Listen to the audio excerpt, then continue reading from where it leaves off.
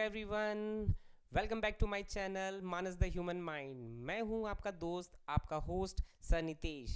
और आज मैं लेकर आया हूं चैप्टर 1 मैथमेटिक्स क्लास 7 इंटीजर का सबसे लास्ट पार्ट, जो कि बहुत ही इंटरेस्टिंग होने वाला है। जैसा कि आप देख सकते हैं, आज हम करने जा रहे हैं इंटीजर का 7th पार्ट। और जैसा मैंने पहले ही बताया है, सबसे शुरू में बताया है कि जो ये चैप्टर है इंटीजर, उसको मैंने 7 पार्ट्स में डिवाइड किया था, जिसमें से 5 पार्ट्स तो कंप्लीट हमारे बेसिक थे। 6th पार्ट में हमने टॉप 10 क्वेश्चंस लिया, और आज जो 7th पार्ट्स है उसमें हम सॉल्व करने जा रहे हैं MCQ क्वेश्चन। MCQ का मतलब हुआ मल्टीपल चॉइस क्वेश्चन। तो इसमें क्या होता है बच्चों, ये मैं बता देता हूँ। एक्चुअली अभी जो CBSE है, अगर आप central board of secondary education में पढ़ रहे हैं, या स्टेट बोर्ड में पढ़ रहे हैं, या ICSE में पढ़ रहे हैं, किसी भी बोर्ड में अगर आप पढ़ रहे हैं, तो आजकल क्या होता है, मैथ्स का जो क्वेश्चन पेपर आता है वो 2 पार्ट में डिवाइड रहता है। एक तो डिस्क्रिप्टिव रहता है, ठीक है, जो हमने प्रीवियस वीडियो में हमने कंप्लीट किया, और एक होता है मल्टीपल चॉइस क्वेश्चन। इसमें क्या होता है, एक क्वेश्चन दिया रहेगा और उसके 4 ऑप्शंस रहेंगे, और चारों में से आपको करेक्ट को सेलेक्ट करना है, ठीक है। तो आपको 1 मार्क्स मिलेगा। और ये इसलिए है, CBSE ने इसको इसलिए किया है कि बच्चे थोड़ा कंपटीशन लेवल को सीख जाएं। क्योंकि आप जब 10th के बाद जाते हैं, 11th 12th और 12th भी क्रॉस करते हैं, तो आपको बहुत सारे कंपटीशन देने रहते हैं, जैसे नीट हो गया, IIT जी हो गया, बहुत सारे, इवन ओलंपियाड भी जब आप देते हैं, तो उसमें की तैयारी के लिए CBSE ने इसको इम्प्लीमेंट किया, और ये बहुत ही अच्छी चीज़ है। तो आज हम क्या करने जा रहे हैं, आज हम इस चैप्टर के टॉप 10 मल्टीपल चॉइस क्वेश्चन करेंगे। ये मैंने खुद डिज़ाइन किया है, तो हो सकता है क्वेश्चन चेंज हो सकते हैं, बट अगर हम MCQ प्रैक्टिस करेंगे तो हमारा मैथ्स बहुत स्ट्रांग हो जाएगा, और हमको आइडिया भी हो जाएगा कि हमको कैसे इसको सॉल्व करना है। तो चलिए ज़्यादा वेट नहीं करते हैं, चालू करते हैं। तो let's start with the first question. So student, जैसा आप देख सकते हैं, द फर्स्ट क्वेश्चन है, और कितने ऑप्शन है, 4, और चारों में याद रखिएगा एक सही है, बाकी 3 गलत हैं, या ये भी हो सकता है चारों गलत हो सकते हैं, है ना, ऐसे ऑप्शंस आते हैं। तो चलिए अब इसको सॉल्व करते हैं। तो जैसे पहला क्वेश्चन है, so the first question is what my dear, question number 1, that 6 minus minus 8। अब हम क्या करेंगे, हम इसको पहले सॉल्व करेंगे बेटा। और एक बात बता दूं, हमको इसको सॉल्व करने से पहले हमारा बेसिक क्लियर होना चाहिए। कंसेप्ट अगर आपके क्लियर हैं तो आप इजीली इस क्वेश्चन को बना सकते हैं। तो चलिए, जैसा कि हमने पढ़ा है, तो इसको सॉल्व करते हैं। तो देखो बेटा, सबसे पहले ये दिया है आपको 6 माइनस माइनस 8। और एक बात बता दूं, MCQ में ये नहीं कि आप तुक्का लगा के आ गए, कोई भी, अरे अब्बा डब्बा जब्बा किया आपने, ABCD किया, कुछ भी लगाया, हाँ हो गया, ऐसा नहीं करना है। आपका एकदम बेसिक क्लियर रहेगा, आपको सॉल्व करना है जैसे मैं कर रहा हूँ, और उसके बाद आपको ऑप्शन पे टिक करना है, ठीक है। तो ये है 6 माइनस माइनस 8। तो ये किसका क्वेश्चन है भाई, सब्ट्रैक्शन का। तो हमने पढ़ा है क्या, कि that first we write 6 in the place of minus, plus, and the additive inverse of minus 8। अब हम इसको ऐड कर देते हैं, तो 6 प्लस 8 कितना हो गया, 14। तो ये हमारा आंसर है। अब आप इस आंसर को यहाँ ऑप्शन में देखिए, तो ये पहला ऑप्शन -2 है, जो कि नहीं होगा। सेकेंड 2 है, ये भी नहीं होगा। सी ऑप्शन क्या है, 14। तो ये हमारा आंसर होगा। तो अगर इसका आंसर देखा जाए तो इसका ऑप्शन क्या होगा, सी होगा, ठीक है। इसका ऑप्शन क्या होगा, सी होगा, ठीक है। समझ में आया कैसे करना है। इसका मतलब हुआ बच्चों कि हमको बेसिक आना चाहिए, हमारा स्ट्रांग रहेगा बेसिक कंसेप्ट, तभी हम इस क्वेश्चन को सॉल्व कर सकते हैं, ठीक है। चलिए, तो पहले का आंसर हुआ सी, ठीक है, 14। अब चलते हैं क्वेश्चन नंबर 2। तो क्वेश्चन नंबर 2 क्या है, देखते हैं। यू सी, ले लेते हैं इसको हम, -36 डिवाइडेड बाय -9। सो स्टूडेंट्स, ये किसका क्वेश्चन है, ये डिवीजन का क्वेश्चन है, और हमने पढ़ा है डिवीजन के 2 रूल नंबर 1 एंड 2। तो ये जो है, ये रूल नंबर 1 से सॉल्व होगा। और हमने क्या पढ़ा है, अगर हमारे पास 2 नेगेटिव इंटीजर हैं, तो सबसे पहले उनकी वैल्यू को डिवाइड करिए। डिवाइड करने पे क्या मिलेगा, कोशेंट। दैट मीन्स आप क्या करिए, 36 को 9 से डिवाइड कर दीजिए। सो 9 4 जा कितना होगा बच्चों, 36। तो ये हो गया आपका 4। और रूल नंबर 1 मैंने पढ़ाया था, अगर दोनों नेगेटिव इंटीजर है तब हम कौन सा साइन लगाएंगे, +4। तो इसका आंसर हो जाएगा +4, या हम इसको 4 लिख सकते हैं।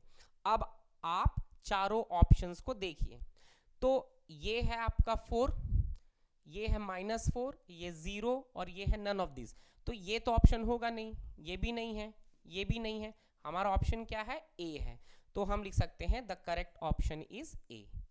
तो कुछ इस तरह से हम मल्टीपल चॉइस क्वेश्चन को सॉल्व करते हैं बेटा, ठीक है। तो अभी आपको समझ में आ गया और आपको मजा भी आ रहा होगा। चलिए अब हम करते हैं क्वेश्चन नंबर 3। और क्वेश्चन नंबर 3 बहुत इंटरेस्टिंग है, और ये भी किस पे है, आपके बेसिक कंसेप्ट पे पूरा डिपेंड करता है।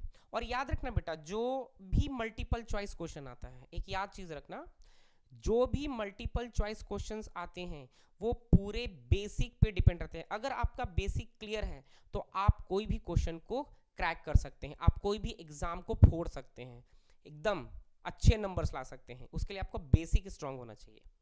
चलिए अब देखते हैं क्वेश्चन नंबर 3। जरा ध्यान से देखिए क्या बोलता है, which of the following is a true statement. Students, actually अभी हमारे पास 4 ऑप्शंस हैं, और चारों ऑप्शंस में हमको सेलेक्ट करना है कि कौन सही है, which one is the true statement. तो जरा मैं आपको समझाता हूं इस क्वेश्चन को। जरा आप देखो इस क्वेश्चन में, जैसे ये पहला जो ऑप्शन है, राइट, या दूसरा ऑप्शन आप देखिए, या तीसरा ऑप्शन देखिए। अगर आप इन तीनों में देखते हैं तो आपको 2 इंटीजर दिख रहे हैं। पहला क्या है बेटा, -11, और दूसरा क्या है, -8।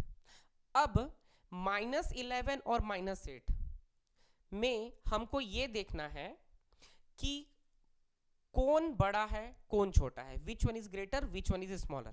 क्योंकि दोनों तो इक्वल हो नहीं सकते, तो अगर दोनों इक्वल नहीं हो सकते तो पहले तो ये ऑप्शन एकदम क्या है, कैंसिल कर दीजिए, ठीक है, ये तो आपको भी पता है। और ये नन ऑफ दिस भी नहीं हो सकते, ये 2 ऑप्शन तो हमारे तुरंत हट गए। अब हमको क्या देखना है, ये 2 ऑप्शन में से इन दोनों में से कौन सा सही है। तो मैं जब आपको पढ़ा रहा था, आपको याद होगा कंपैरिजन ऑफ इंटीजर, तो मैंने रूल नंबर 1 2 3 और 4 बताया था। तो मैंने आपको एक चीज बताया था, आपको मैं लिखता हूं, that less value with minus sign, याद रखिएगा ना, less value with minus sign is always greater than more value with minus sign. ये मैंने आपको समझाया था कि भाई अगर दोनों नेगेटिव इंटीजर हैं, जैसे -11 और -8 क्या है, नेगेटिव इंटीजर है, तो आपको क्या देखना है, वैल्यू देखना है। और जिसका लेस वैल्यू होगा, जिसका लेस वैल्यू होगा वो क्या होगा, बड़ा होगा। तो आप जरा देखिए, इसमें -11 और -8 में जो लेस वैल्यू है वो क्या है, 8 है। ये जो 8 है ये बेटा क्या है, लेस वैल्यू है। और रूल के अकॉर्डिंग ये जो लेस वैल्यू है यही क्या होगा, बड़ा होगा। देखिए मैंने यहां लगाया है बड़े का साइन, ग्रेटर का साइन, इसका मतलब हुआ -11 और -8 में कौन बड़ा हो जाएगा, -8 होगा। तो आपको ये चीज याद रखना है, less value with minus sign is always greater than more value with minus sign. I hope you all understood my dear students. हमेशा याद रखिएगा। जैसे इसको एक और हम कोशिश करते हैं, तो इसका आंसर क्या होगा, पहले बता देता हूं, ये हो जाएगा आपका B option. This is the B, right answer हो जाएगा आपका बी। Correct, understood, clear. अच्छा, एक और एग्जांपल से आपको समझ लीजिए, ज्यादा बेहतर होगा। अगर मैं लिख दूं -4 and -3, सो -4 and -3, इसमें बड़ा कौन होगा, ये बड़ा होगा -3। क्यों, क्योंकि ये क्या हो जाएगा, ये हो जाएगा वही less value with minus sign is always greater than, क्या हो जाएगा, ये क्या हो जाएगा, more value with minus sign. ठीक। तो कभी भी ऐसे क्वेश्चन आए तो हमेशा याद रखना कि अगर दोनों नेगेटिव इंटीजर है तो जिसकी वैल्यू सबसे कम होती है वो बड़ा होता है और जिसकी वैल्यू ज्यादा होती है वो छोटा होता है। इतना बेटा सिंपल सा टेक्निक को अपने दिमाग में बैठा रहिएगा, ठीक है। अब हम चलते हैं क्वेश्चन नंबर 4 करने। ये तो बहुत आसान क्वेश्चन, आपने प्रैक्टिस भी किया है। देखिए क्या है, द एडिटिव इनवर्स ऑफ -6। तो इसमें क्या है बेटा, देखिए ध्यान से, जैसे ये दिया है -6, तो -6 क्या है, -6 क्या है बेटा, ये है नेगेटिव इंटीजर, ठीक है। अब इसका एडिटिव इनवर्स क्या हो सकता है, तो हमारे पास 4 ऑप्शन है, ठीक है। तो मैंने आपको पढ़ाया था कि जो एडिटिव इनवर्स होता है उसका एक प्रॉपर्टी होता है कि जब आप किसी इंटीजर को उसके एडिटिव इनवर्स से ऐड करेंगे तो जीरो आ जाएगा, जीरो आ जाएगा। इसका मतलब अगर हम ऐसे, इसका मतलब हुआ कि -6 को हम किसके साथ ऐड करें, ये हमारे पास 4 ऑप्शन है, हम किसके साथ ऐड करें कि ऐड करने पे हमको क्या मिल जाए, जीरो मिल जाए, है ना, किसके साथ, तभी होगा एडिटिव इनवर्स। तो अगर आप देखिए कि अगर मैं -6 को किसके साथ ऐड करूं, अगर मैं इसके साथ ऐड करता हूं, सबसे पहले देख लीजिए, अगर मैं 6 के साथ ऐड करता हूं तो -6 + 6 कितना आ जाएगा, 0। और अगर ये 0 आ गया तो हम बोल सकते हैं that 6, this option 6 is additive inverse of -6। और या एक बात बता दूं, सिर्फ इस 6 के साथ अगर आप ऐड करेंगे तभी 0 आएगा, बाकी के साथ नहीं आएगा। आप इसको चेक भी कर सकते हैं, अगर मैं इस -6 को इस -6 के साथ ऐड कर दूं तो जब ऐड करूंगा तो बेटा कितना आ रहा है, -12। ये -12 आ रहा है लेकिन हमको चाहिए क्या, 0, तो ये ऑप्शन तो हो नहीं सकता, करेक्ट। और जब आप इसके साथ ऐड करते हैं -1/6 के साथ, तब भी नहीं आएगा, और जब आप 1/6 के साथ भी ऐड करेंगे तब भी नहीं आएगा, ठीक है। तो इसका जो आंसर होगा वो क्या होगा, 6 होगा, करेक्ट। और आप चाहें तो इन दोनों को भी आप क्रॉस चेक कर सकते हैं, ठीक है। तो हमेशा याद रखिएगा, मैंने आपको एक रूल भी सिखाया था, एक चीज याद रखिएगा, कभी भी अगर ऐसे क्वेश्चन आए बच्चे तो 2 पॉइंट्स को याद रखिएगा कि जो पॉजिटिव है उसका एडिटिव इनवर्स क्या होता है, नेगेटिव। जो नेगेटिव होता है उसका एडिटिव इनवर्स क्या होता है, पॉजिटिव। और 0 का एडिटिव इनवर्स हमेशा क्या होता है, 0। ये 3 बातों को आपको याद रखना है। तो कभी भी आप ऐसे क्वेश्चन आए तो आप आसानी से बना सकते हैं। Remember, the additive inverse of positive is negative integer, the additive inverse of negative integer is positive integer, and the additive inverse of 0 is always 0। और एक और चीज याद रखना, अगर किसी इंटीजर को उसके एडिटिव इनवर्स से ऐड करते हैं तो वो हमेशा 0 आता है। तो इसका जो करेक्ट ऑप्शन है ये होगा 6। आई होप यू अंडरस्टूड, क्योंकि यहां पे क्या आ रहा है बेटा, 0 आ रहा है, ठीक है। चलो अब हम करते हैं क्वेश्चन नंबर 5, बहुत आसान है। देखिए क्वेश्चन नंबर 5 में ध्यान से देखिए, ये है आपका -15 × 8 प्लस -15 × 2। और आपको याद होगा ये जो क्वेश्चन है हम इसको कैसे सॉल्व कर सकते हैं, हम इसको सॉल्व कर सकते हैं डिस्ट्रीब्यूटिव लॉ से। मैंने आपको पढ़ाया है डिस्ट्रीब्यूटिव लॉ, तो आइए हम उसी प्रॉपर्टी से इस क्वेश्चन को सॉल्व करते हैं। तो अगर आपको बेटा ये याद होगा तो हम क्या करते हैं कि इसमें से जो -15 है हम उसको कॉमन लिखते हैं। कॉमन इन द सेंस बोल सकते हैं वन टाइम ओनली लिखेंगे, ठीक है। यहाँ इनटू है और यहाँ भी इनटू है, तो हम यहाँ पे इनटू को भी कॉमन लिखेंगे, एटलीस्ट वन टाइम ओनली। यहाँ हम क्या बनाएंगे, ब्रैकेट, और ब्रैकेट के अंदर हम लिखेंगे 8 + 2, ठीक है। ये मैंने आपको सिखाया है, अगर आपने मल्टीप्लिकेशन वाला वीडियो देखा होगा तो उसमें है। अब हम क्या करते हैं, सबसे पहले इसको सॉल्व करते हैं। तो ये हो जाएगा आपका -15 × जब 8 + 2 करेंगे तो बेटा कितना आएगा, 10। ब्रैकेट को रिमूव कर सकते हैं और जब आप -15 का मल्टीप्लाई 10 से करेंगे कितना आएगा 150। तो जब आप इसको सॉल्व करते हैं so it is coming -150, correct. अब आप यहां देखिए क्या ऑप्शन है, तो इसका ऑप्शन क्या हो जाएगा B number, that is -150, correct. तो अगर वही मैंने बताया, अगर आपका बेसिक क्लियर है, कंसेप्ट एकदम स्ट्रांग है, तो आप सारे क्वेश्चंस को कर सकते हैं, ठीक है। अब चलते हैं क्वेश्चन नंबर 6 के। चलिए, ये तो बहुत इंटरेस्टिंग क्वेश्चन है जरा ध्यान से देखिए क्वेश्चन नंबर 6। इसमें क्या दिया हुआ है, ध्यान से देखिए, I am writing, okay.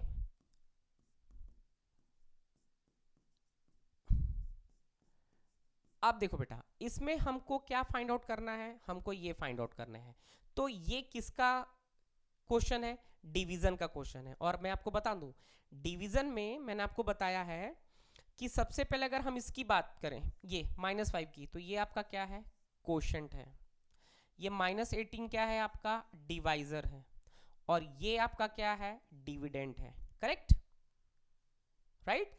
Dividend divided by divisor, we are getting quotient. और इस क्वेश्चन में बेटा हमको निकालना क्या है, डिविडेंड निकालना है।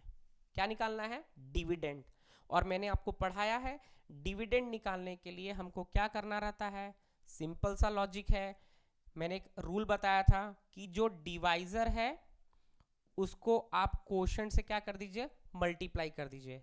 हमेशा याद रखिएगा, कभी भी ऐसे क्वेश्चन आए जिसमें आपको डिविडेंड फाइंड आउट करना है, तो आप क्या करेंगे, जो डिवाइजर है उसको कोशेंट से मल्टीप्लाई कर देंगे। तो चलिए मल्टीप्लाई करते हैं। तो ये हो गया आपका -18 इंटू -5, और यहां पे लग जाएगा रूल नंबर 1 ऑफ मल्टीप्लीकेशन, जो ये बोलता है if we have two negative integers, so first we have to find the product of them, that means आप 18 और 5 that means 18 और 5 का मल्टीप्लाई कर दीजिए, तो ये आ जाएगा 90। और अगर दोनों नेगेटिव हैं तो क्या साइन लगाएंगे, प्लस। तो हमारा जो डिविडेंड आ रहा है वो +90 है, और हम लिख सकते हैं ओनली 90। तो ये 90 है कहाँ, तो ये हमारा बी ऑप्शन हो जाएगा, this is the correct option. तो यहां पे भी हमने क्या लगाया, रूल लगाया। यहां पे भी हमने क्या याद किया, बेसिक कंसेप्ट, ठीक है, अंडरस्टूड बेटा। तो मैंने आपको हमेशा बताया है, जितना पढ़ोगे उतना ग्रो करोगे। पढ़ेगा इंडिया तभी तो बढ़ेगा इंडिया, यही तो है ना हमारे देश का टैग लाइन। तो चलो, तो पढ़ना बहुत ज़रूरी है। और एक बात बता दूं बेटा जी, मैं आप सभी से एक ही चीज़ बोलूँगा कि आपके पेरेंट्स बहुत मेहनत करते हैं आपके लिए, बहुत ज़्यादा, दिन रात सिर्फ आपके लिए मेहनत करते हैं। और वो आपसे कुछ नहीं चाहते, बस यही चाहते हैं कि आप पढ़ें और अच्छे इंसान बने। तो खूब पढ़िए, खूब सीखिए, ठीक है। चलिए अब लेते हैं क्वेश्चन नंबर 7। क्वेश्चन नंबर 7 बहुत आसान क्वेश्चन है, और आपने ऐसे क्वेश्चन किए भी हैं। जरा देखिए इस क्वेश्चन में क्या है बेटा, इस क्वेश्चन में हमारे पास 3 इंटीजर्स हैं। सो आई एम राइटिंग, देखिए -8 इंटू -5 इंटू 9। तो हमको क्या करना है, इसका प्रोडक्ट निकालना है। तो मैंने आपको बताया था यहाँ कौन सा लॉ लगेगा, याद होगा आपको, यहाँ लगेगा एसोसिएटिव लॉ लगेगा। इसका मतलब सबसे पहले आप इन दोनों को मल्टीप्लाई कर लीजिए। तो -8 इंटू -5 कितना हो जाएगा, 40, रूल नंबर 1 से। 8 5 40 और ये हो जाएगा प्लस, ठीक है, +40। और फिर इसकी मल्टीप्लाई कर दीजिए किससे, 9 से। और जब आप इसका मल्टीप्लाई करेंगे तो ये कितना आ जाएगा, 360, और भी प्लस में, या लिख सकते हैं आप 360। अब आप देखिए कहाँ है हमारा ऑप्शन, तो इसका ऑप्शन क्या हो जाएगा, ए, ठीक है। तो यहाँ पे भी हमने क्या फॉलो किया बेटा, यहाँ भी हमने फॉलो किया रूल नंबर 1 ऑफ मल्टीप्लिकेशन और एसोसिएटिव लॉ, ठीक है। तो देखिए मैं तो आपको हर बार बोल रहा हूँ, हम जितना पढ़ेंगे, जितना सीखेंगे, जितना रिवाइज करेंगे, हमसे क्वेश्चंस बनते जाएंगे। तो चलिए अब हम करते हैं क्वेश्चन नंबर 8। और ये तो बहुत ही इंटरेस्टिंग क्वेश्चन है। क्या बोलता है, N integer that is neither positive nor negative, यानी कि ऐसे इंटीजर को बताइए जो ना पॉजिटिव है ना नेगेटिव है, और मैंने आपको पढ़ाया था जो कि न्यूट्रल है, ना तो वो बोलता है कि भाई मैं पॉजिटिव के साथ जाऊंगा ना तो मैं नेगेटिव के साथ जाऊंगा। तो आपका ऑप्शन क्या है? यस, एकदम सही आप गैस कर रहे हैं, इसका आंसर होगा सी ऑप्शन विच इज 0। ठीक है, अंडरस्टूड, करेक्ट, 0 ही होगा। बहुत अच्छी बात। चलो अब चलते हैं क्वेश्चन नंबर 9 में। ये भी क्वेश्चन बहुत इंटरेस्टिंग है, और जब मैं आपको डिवीजन पढ़ा रहा था तो मैंने बहुत प्रेस करके समझाया था, बहुत यानी कि आपसे रिक्वेस्ट भी की थी और बोला भी था कि इसको आपको बहुत अच्छे से पढ़ना है, क्योंकि अक्सर बच्चे इस पे गलती करते हैं। ठीक है, तो देखिए जैसे ये पहला है, इसमें क्या है देखिए -8, करेक्ट। -8 क्या है? Negative integer. इसको हम किससे डिवाइड कर रहे हैं? 0 से, जो क्या है नाइदर पॉजिटिव नॉन नेगेटिव। तो मैंने आपको बताया था, आप किसी भी इंटीजर को अगर 0 से डिवाइड करते हैं, चाहे वो क्या हो, नेगेटिव हो चाहे वो आपका पॉजिटिव हो, तो दोनों केस में जो आपका आंसर आएगा वो क्या होगा? वो हो जाएगा आपका मीनिंगलेस। मैंने बताया है, याद है? मीनिंगलेस बोल सकते हैं, या कभी भी आंसर नहीं आएगा तो उसके लिए हम क्या यूज करते हैं? इन्फिनाइट साइन लगाते हैं। ठीक है, अंडरस्टूड।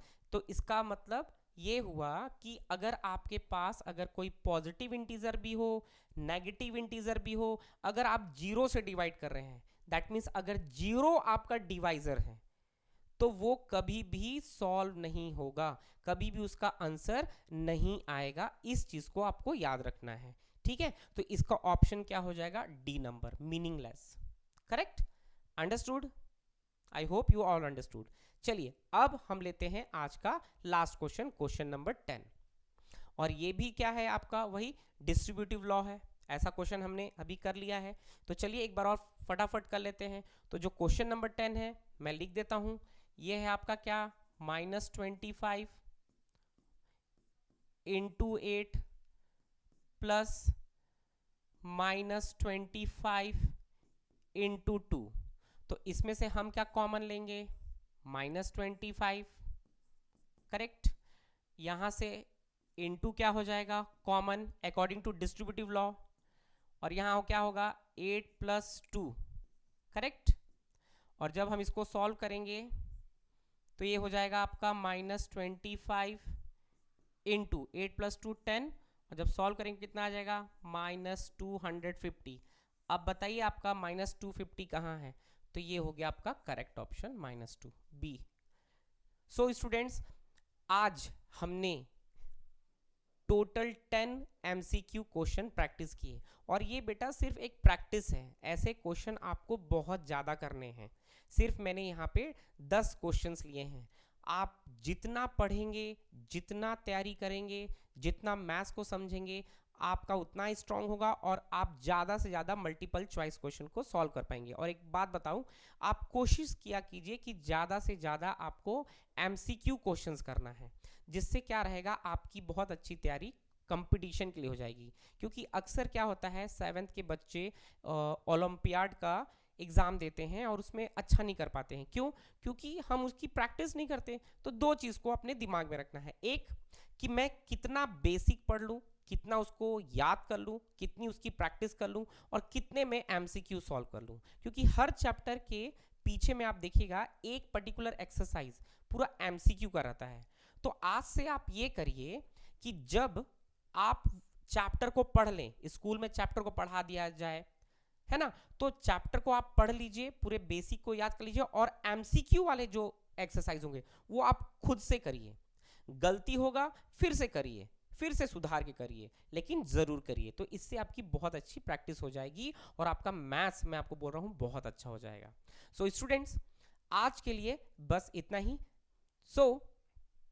आज का सेशन कैसा रहा ज़रूर बताइए, और आपको अगर मुझसे पढ़ने में अच्छा लग रहा है तो मेरे चैनल को सब्सक्राइब करिए, लोगों को शेयर करिए, और ये जो चीज़ है ये फ्री कंटेंट है, ये आप सबको दीजिए कि सारे बच्चे पढ़ें और सीखें।